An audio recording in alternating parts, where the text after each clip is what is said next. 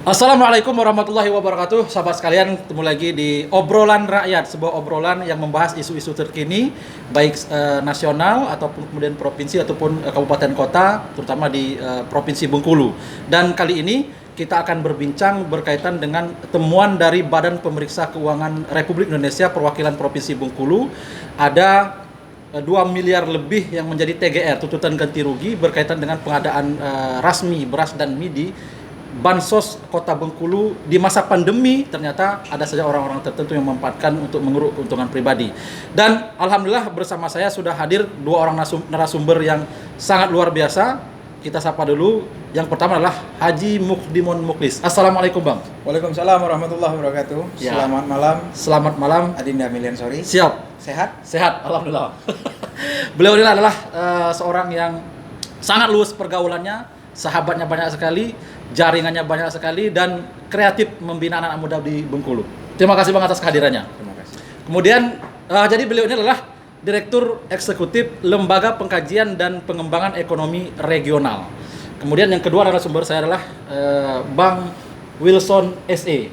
Assalamualaikum Bang. Waalaikumsalam warahmatullahi wabarakatuh. Beliau adalah seorang pengamat keuangan dan pembangunan. Kita ketemu lagi dan kita minta lagi pendapatnya berkaitan dengan temuan dari Badan Pemeriksa Keuangan ini Bang. Insya Allah. Baik, yang pertama saya minta dulu tanggapan Bang Mukdimon Muklis berkaitan dengan bansos yang kemudian kemarin dibagikan begitu meriah ya. Iya, iya. Yang kalau kata Pak Wali itu kepada seluruh warga Kota Bengkulu, walaupun ada juga yang tidak mau ya dan lain sebagainya. Tapi ternyata ini yang menarik menjadi temuan. Tanggapan Bung Mukdimon Muklis seperti apa? Ya, terima kasih Bu Miliansori. Ya, menyikapi temuan ini, ya saya sedikit mengulas apa itu bansos ya. Bansos ya. Bansos itu merupakan bantuan ya berupa barang, uang ya kepada perorangan, keluarga ataupun kelompok yang diberikan oleh pemerintah ya yang diatur regulasinya ya apalagi di masa pandemi begitu ya. Kalau memang ada temuan ya, Memang ada Bang, dari lembaga resmi. dari lembaga resmi itu kalau ada temuan ya kita sebagai masyarakat agak miris juga ya, mempertanyakan kok bisa begitu gitu.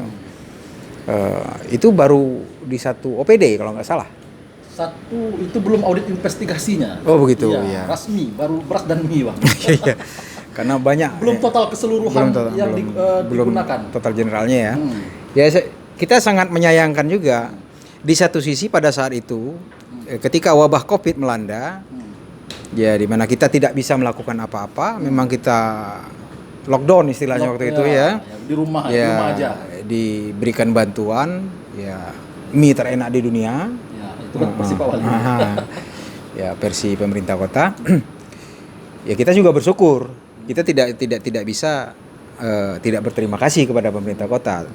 Cuma kalau memang ada di masa pandemi bantuan sosial seperti itu dimanfaatkan oleh oknum tertentu untuk mengeruk keuntungan pribadi, waduh itu sangat disayangkan dan Apalagi angkanya fantastis Bang, 2 miliar lebih. waduh banyak juga ya. Banyak juga. Kalau buka usaha Bang Dimon itu luar biasa. Luar biasa. Ya. Jadi kita sebagai masyarakat ya mengharapkan hal-hal ini dapat ditindaklanjuti gitu ya, bagaimana ya kalau bersalah ya dihukum gitu. Ya, dihukum. Tangan mencencang bau memikul gitu. Artinya Itu. berani berbuat, Ya betul. berani bertanggung jawab. Ya betul. Baik. Jangan sampai ada istilah menari di atas luka begitu. Ya, Kayak lagu dangdut gitu ya. LLAJ lah. Kau menari-nari dan selukaku ini ya. LLAJ Bung Milian. Apa itu Bang? Lita-lita ado juga. Jangan seperti itu. Jangan memanfaatkan momen Ya. di saat kita Masa lagi sulit, ya. masa sulit, kita lagi tertimpa bencana begitu. Itu saja kalau dari saya pengantar. Baik, jadi miris Bang ya, sangat miris sekali bagaimana kemudian masa pandemi ada oknum tertentu yang memanfaatkan untuk mengeruk keuntungan pribadi Bang ya. Baik, nah ini kita minta teoritis nih, ini pengamat kita ya, Bang Wilson, berkaitan sisi regulasinya dan lain sebagainya, dan sebagai pengamat keuangan dan pembangunan, seperti apa Bang Wilson melihat temuan baru satu ini rasmi, belum audit investigasi. Silakan Bang. Bismillahirrahmanirrahim. Alhamdulillahirobbilalamin. Terima kasih saudaraku, adikku Miliansori. Kita berjumpa lagi. Ini di dalam Obrolan rakyat. obrolan rakyat dengan channel yang lugas, tegas, terpercaya, ngeri-ngeri sedap. Ngeri-ngeri sedap. Jadi terkait dengan temuan BPK ya, saya melihat memang kalau saya amati memang dari awal saya pernah menyampaikan dulu, mungkin masih ada rekam jejak digitalnya, masih ada bahwasanya saya memang meragukan dulu untuk hasil refocusing anggaran 204 ya, 204 miliar kalau nggak salah, itu hasil refocusing dari berbagai program kegiatan. Memang itu regulasi yang katakanlah yang memang ya legal ya, karena itu ada instruksi Menteri Dalam Negeri, ada SKB 3 Menteri memang. Jadi provinsi, kabupaten, kota memang diberikan kewenangan yang leluasa, lebih fleksibel untuk bagaimana merealokasi, merasionalisasi maupun merefocusing program kegiatan yang kira-kira tidak begitu urgen, penting, masih bisa ditunda, sehingga dikumpulkan uangnya, disatukan ke beberapa OPD yang memang terkait langsung untuk penanganan COVID. Nah, saya mendapatkan informasi memang ada beberapa OPD yang menjadi sentral alokasi dana. Di antaranya memang ada Dinas Kesehatan, Rumah Sakit, BPBD, ada juga Satpol PP ya, ada PBK, Damkar, terus juga ada Dinas Sosial, dan mungkin ada beberapa OPD lain ya. Tapi memang terkait dengan temuan 2 miliar lebih ini ya dari BPK Perwakilan Provinsi Bengkulu, yang saya dengar memang kemarin seharusnya tanggal 8 sudah habis masa pengembaliannya ya, TGR-nya itu 60 hari. Ini saya dengar, mudah-mudahan informasi yang saya terima tidak keliru. Nah, jadi begini terkait dengan temuan tersebut. Memang di dalam aturan ya, ini orang-orang APIP ya, orang-orang katakanlah inspektorat kota ini sangat paham bahwa jangka waktu pengembalian 60 hari itu kalau setelah disidangkan di majelis TPTKR itu memang wajib dikembalikan. Dan angka 2 miliar lebih ini angka yang sangat fantastis ya, sangat miris. Ini baru satu OPD dan ini bukan audit investigasi. Kalau nggak salah dengar, ini baru audit ketaatan dari BPK. Kalau audit investigasi dilakukan kepada katakanlah puluhan OPD mungkin ya yang menerima dana sebaran dari refocusing 204 miliar tadi, wah saya bisa bayangkan mungkin lebih dari 2 miliar, mungkin lebih dari ini temuan TGR-nya. Dan harapan kita ada audit investigasi. Dan harapan kita memang harus ada audit investigasi lanjutan. Nah, dari beberapa item temuan TGR ini yang saya dengar ada mungkin ya karung ya. Karung ini juga ada sablonnya. Karung ada sablonnya, ada stiker di karton. Terus ada beras dari Indomie, terus ada juga surat cinta. Dan ini memang saya pernah dapat kok, saya pernah dapat beras dan saya pernah dapat Indomie. Saya kaget juga ya, karena saya melihat fenomena di lapangan. Saya melihat memang ada orang yang mampu tapi dapat juga. Memang dari awal saya sudah tanyakan ini. Tapi ya sekali lagi memang ya kita kan warga yang taat. Jadi dengan kriteria juga, Pak. Iya, apapun yang diberikan ya sudahlah kita terima kan. Tapi kita bertanya dalam hati, layak nggak kita menerima? Nah, karena begini, bansos ini apalagi tidak di zaman pandemi ya, COVID. Di zaman normal saja bansos ini sudah diatur dalam peraturan yang ketat oleh pemerintah. Yang pertama Permendagri 32 2011. Udah itu ada juga Permendagri 39 2012. Ada lagi Permendagri 13 2018. Ada lagi Permendagri 123 2018. Jadi banyak Permendagri yang mengatur ini. Belum lagi PP 12 2019 tentang pengelolaan keuangan daerah. Jadi sudah sangat ketat sekali di dalam katakanlah pedoman-pedoman yang diberikan oleh pemerintah pusat ya di dalam memberikan kewenangan kepada pemerintah daerah untuk menyalurkan mulai dari perencanaan, penganggaran, pelaksanaan sampai ke pengawasan untuk dana bansos ini. Seperti yang disampaikan oleh saudara kita Mukdimon tadi. Jadi seharusnya pandemi COVID ini jadi pelajaran. Kita miris sekali kalau ada temuan seperti ini. Temuannya besar sekali nih. Kalau memang betul ini data ini 2 miliar lebih ini, woi, ini luar biasa.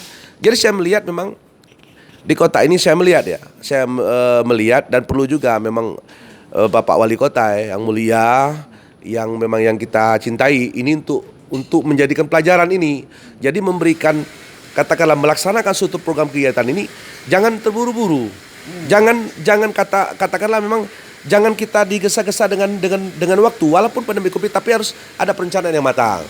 Jadi harus ada verifikasi bagaimana usulan dari OPD dalam bentuk RKB, rencana kebutuhan belanja yang disampaikan kepada Badan Pengelola Keuangan itu kota itu bagaimana harus diverifikasi terlebih dahulu. Bahkan saya pernah mendengar ada OPD yang mengajukan usulan dana umpamanya 100 juta, tapi bukan cair ya, SPDOD yang muncul lebih dari 100 juta. Loh, ini nggak masuk akal. Nggak boleh. Dan tata kelola keuangan yang baik itu berapa yang diusulkan maksimal itu yang diberikan. Nggak mungkin dong yang usul 100 juta bisa cair 120 juta. Dari mana letak logika kita pikir?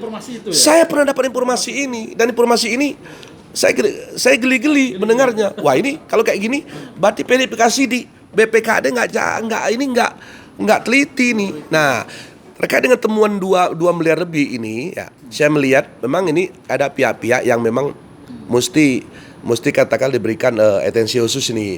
Kalau terkait dengan 5 item tadi, saya melihat ini satu OPD berarti di dinas sosial. Baru dinas sosial ini.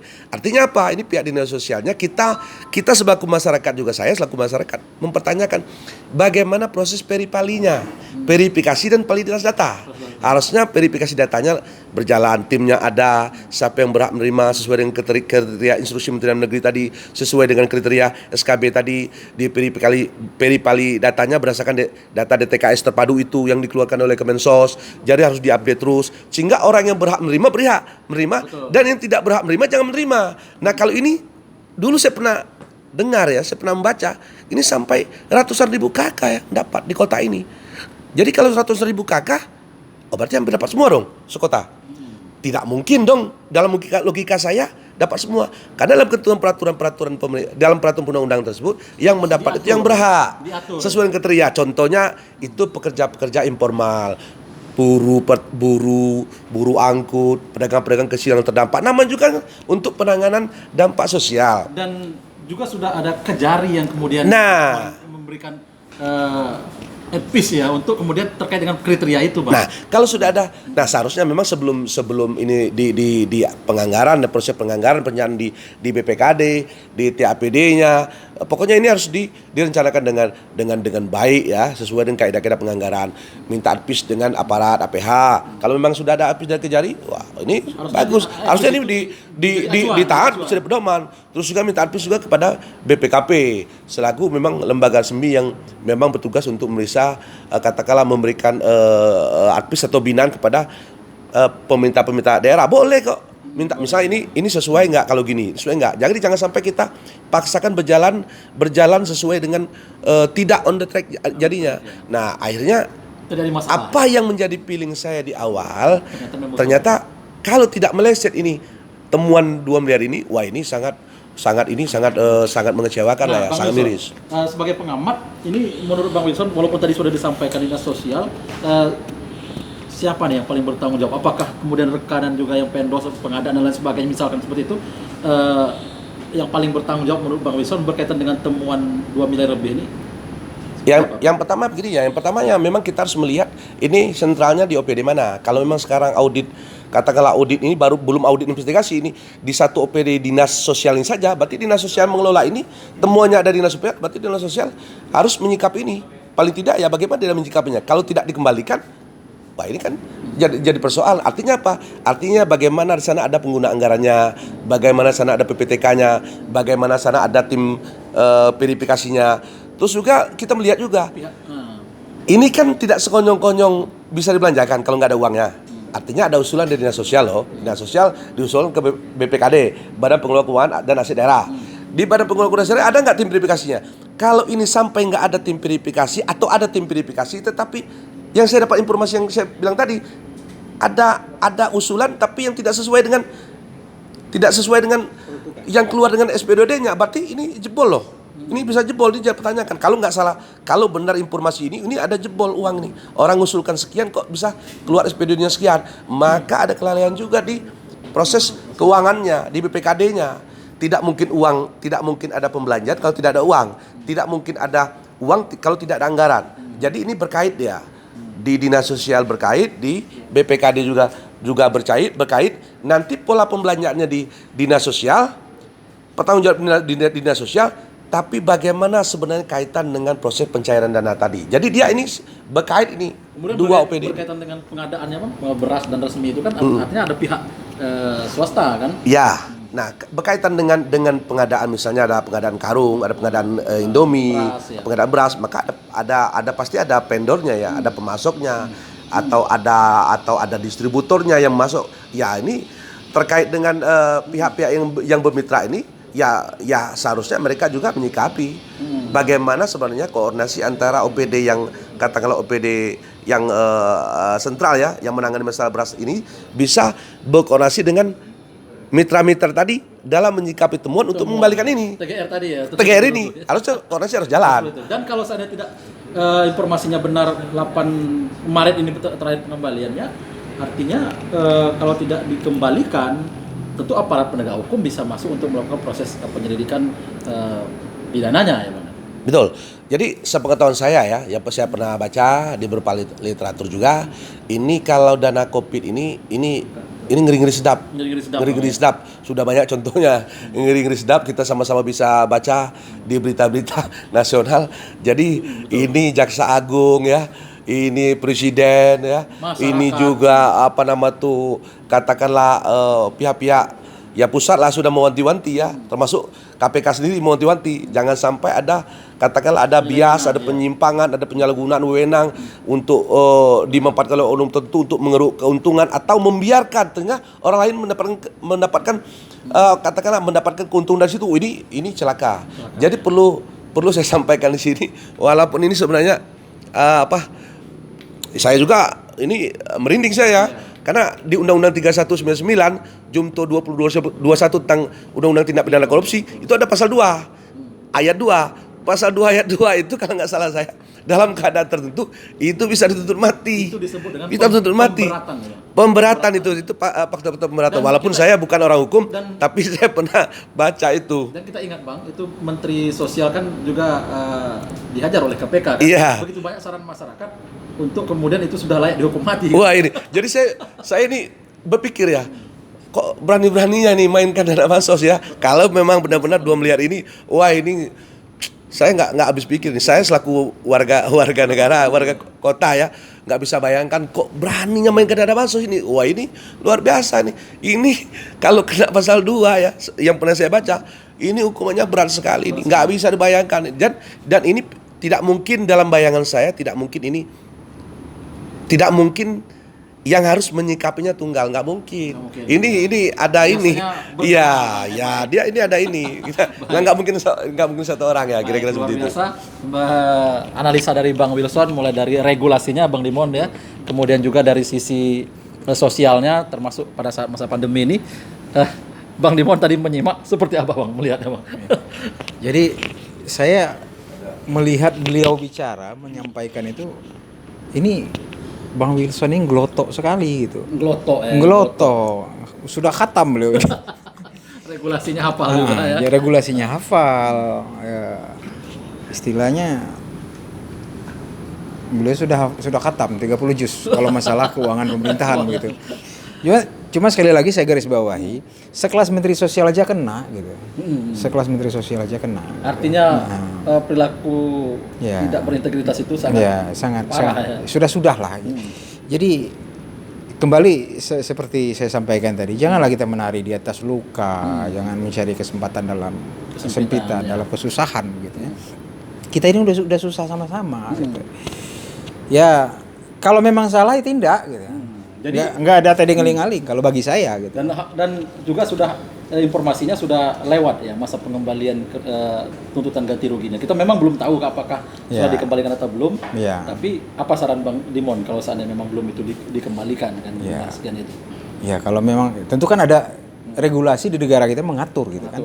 Ya kalau memang belum dikembalikan tentu ada upaya dari pihak penegak hukum untuk melakukan upaya-upaya lain gitu ya. Agar mereka yang memanfaatkan ini mempertanggungjawabkan perbuatannya gitu. Yang jelas Bang Dimon bahwa anggaran yang direfocusing 204 miliar Pemda Kota Bengkulu itu yang juara 1 ya, provinsi kalah, kabupaten kalah, mereka terbesar walaupun tidak digunakan seluruhnya. Betul. Dengan bangganya waktu Pemda Kota waktu itu kan artinya kan. Nah, itu juga bersumber dari refocusing dari APBD kita Dan APBD itu kan uang rakyat, Betul. pajak yang kita bayar. Artinya miris kan, Bang? Gitu. Sangat miris sekali. Jadi begini, saya sebagai masyarakat, sebagai warga gitu ya, melihat kalau memang ada temuan seperti itu, Ya, memang ada. nah, memang ada temuan seperti itu. Jadi mungkin ini pesan ke depan juga bagi stakeholder, bagi baik di provinsi ataupun Di kabupaten. ya di kabupaten, di kota, untuk ke depan tanamkan niat, ya karena innama amalu biniat. Tanamkan niat untuk tidak mau. Kita mau sholat ya ndak ada niat nggak sah gitu kan. Kalau niat dari awal sudah salah, mencari-cari celah, mencari-cari peluang, aduh. Bahaya. Ya, karena ada dua faktor pemilihan. Dalam ilmu kriminolog itu faktor niat dan kesempatan. Ada kesempatan ya. Iya. Niat kalau ada, kesempatan bisa dicari. Bisa dicari. Nah, tidak ada niat, ada kesempatan. Jadi juga gitu. Nah, saya baru teringat dengan kata Bang Dimon tadi ya, yang tadi ya sebelum kita dialog ini. Iya. Ya pas kita dialog yang pertama tadi ya, yang Iya. ini tadi kan, untuk meminimalisir itu bansos dalam bentuk barang bisa diganti misalkan dalam bentuk uang yang ditransfer ke rekening Betul, penerima manfaat. betul. Selama ini pemerintah Gimana, dalam keadaan normal gitu ya, biasanya pemerintah memberikan bantuan itu langsung ditransfer ke rekening penerima agar tidak terjadi pembiasan. Artinya Bang Dimon sangat sepakat dengan itu ya, sehingga minimalisir itu tadi ya. Ya, karena saya pernah baca peraturan Menteri Keuangan, tapi entah nomor berapa saya lupa gitu ya. Katakanlah sudah. Nah, itu memang dana itu masuk ke rekening penerima gitu.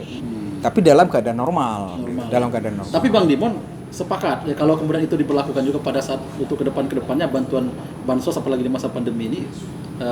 Sepakat karena begini, sekali, ya. karena begini, tidak semua orang seandainya diberikan dalam bentuk bantuan makanan gitu, tidak seluruh orang makan beras. Hanya ada dia makan kentang, ada dia makan jagung. Apalagi yang gitu. diet. Apalagi yang diet gitu kan. Jadi kalau memang dibantu itu langsunglah ke ini, karena pemerintah sudah membuat regulasi itu berarti mereka-mereka di atas itu sudah memikirkan Dan tentu kalau pembiasan itu dengan gitu. Bantuan uang langsung itu dia bisa membeli kebutuhan yang lebih substansi. Betul ya, kebutuhan yang lebih Tapi substansi. persoalannya satu, kalau lewat uang langsung tunai, maka pengadaan tadi tidak ada itu. Nah lapiti lagi. Nah itu. Baik. Jadi begini, jangan sampai, saran saya ke depan begitu ya, dalam memberikan bantuan jangan berorientasi kepada proyek. Nah itu ya, itu yang paling penting ya. Nah, jangan berorientasi kepada proyek, karena di situ apa? Ada lagi pembiasan, komitmen fee 10%, sekian persen, itu sudah rahasia umum gitu lah. Walaupun Bang tidak menuduh yang ini ya, itu contoh saja. Betul, itu contoh gitu kan. Jadi pemerintah di era pemerintahan sekarang sudah melakukan regulasi untuk menyekat agar tidak terjadi pembiasan. Karena COVID, Baik. nah itu kembali karena situasi tidak normal gitu kan ya, dari sistem yang bankable kembali ke jalur normal lagi, sistem normal. Baik. Nah, kasih barang gitu. Baik, kita ke Bang Wilson. Ini Bang Wilson kembali. Segmen kita ini sudah segmen akhir, Bang. Segmen akhir, karena kalau kita perpanjang ini bisa berjam-jam kita berdialog. 7 malam tidak selesai. Sudah selesai kan. Nah, kita minta Bang Wilson untuk kemudian menyampaikan intisari closing statement 1 menit, Bang. Silakan, Bang. Mungkin ya yang pertama ingin saya sampaikan pada kesempatan hari ini kepada Pak Wali Kota ya, yang kita muliakan, yang kita cintai. Mungkin saja seorang kepala daerah itu tidak bisa menjangkau langsung sampai ke tingkat teknis ke bawah. Mungkin saja kepala daerah ini hanya masuk dalam tataran kebijakan saja. Tetapi kita menyarankan ke depannya ya. Mungkin saja kita kan tidak tahu nih pandemi Covid ini kapan berakhirnya kan. Ya, betul. Sejak dicanangkan oleh WHO sekira 11 Maret tahun 2020, berarti udah satu tahun sekarang nih, udah 1 tahun. Jadi kita tidak tahu kapan berakhirnya. Kalaupun seandainya nanti ke depannya masih ada refocusing anggaran-anggaran seperti ini, tolonglah direncanakan dengan matang ya. Saya sangat sependapat dengan Pak Budiman tadi ya. Itu tidak ada aturan yang mengatakan bahwa dia harus dalam bentuk barang, tidak ada mengikat. Karena di dalam Permendagri 123 2018 tentang pedoman pemberian dana bansos dan hibah tersebut, itu memang ada pemberian dana bansos dan hibah itu dalam bentuk barang dan uang. Boleh dalam bentuk uang. Uang diberikan transport langsung ke penerima dan memang mereka lebih fleksibel. Bisa menggunakan untuk beli apa-apa sesuai dengan keinginan mereka. Kalau sekarang kan diberikan Indomie, ya kalau orang makan Indomie terus, kalau tidak kan nanti kembung perutnya kan, kira gitu. Bosan orang kan. Jadi dia bisa belikan apa saja sesuai dengan keinginan mereka. Mungkin ada yang lebih penting daripada itu. Terus yang kedua ingin saya sampaikan kepada Pak Wali Kota juga terkait dengan berbagai temuan inilah sebenarnya kalau memang benar ya temuan 2 miliar ini sebenarnya refleksi daripada katakanlah oknum-oknum yang memang perlu dievaluasi. Kenapa kalau tidak dievaluasi ini nanti ini nanti akan menjadi suatu persoalan. Nah, terus juga perlu juga dievaluasi masalah tata kelola keuangan pemerintah. Kenapa menyangkut masalah pengelolaan uang, katakan pengelolaan dana bansos ini tidak terlepas dari pengelolaan tata kelola keuangan. Bagaimana bansos bisa dibelanjakan kalau tidak ada uang yang keluar? Mungkin itu yang bisa saya sampaikan. Baik, terima kasih Bang Wilson dan 30 detik mungkin Bang Dimon closing terakhirnya singkat saja. Semoga masalah ini selesai begitu. Selesai. Ya kalau memang temuan itu ada, kembalikan. Ya kalau tidak mau kembalikan ya tangan mencencang bahu memikul gitu. Tanggung jawab ya, Bang. Tanggung jawab gitu. Baik, tegas sekali. Baik, sahabat sekalian, sekali lagi terima kasih kepada Bang Wilson sebagai pengamat keuangan dan pembangunan. Mudah-mudahan nanti kita bisa berdiskusi dengan tema-tema yang lebih menarik lagi juga. Bang Mukdimon Muklis sebagai beliau ini adalah Direktur Eksekutif Lembaga Pengkajian dan Pengembangan Ekonomi Regional. Terima kasih dan demikianlah dialog kita kali ini. Mudah-mudahan dengan dialog kita ini bisa mencerahkan dan harapan kita adalah pada saat kemudian ini sudah habis waktu pengembalian, misalkan seperti itu sudah habis waktu pengembaliannya, tentu aparat penegak hukum jika belum dikembalikan ini agar kemudian memprosesnya lebih lanjut lagi. Karena ini uang negara, uang rakyat, APBD itu adalah uang rakyat, tentu uang rakyat itu harus dipertanggungjawabkan sekecil apapun. Termasuk tantangan saya untuk kemudian Pak Wali Kota Bengkulu dan Wakil Wali Kota Bengkulu mendetilkan penerima dari bansos itu by name, by address, siapa yang sudah menerima, alamat lengkap dan sebagainya, sampai hari ini pun belum dijawab oleh Pemda Kota Bengkulu dan itu kita tunggu.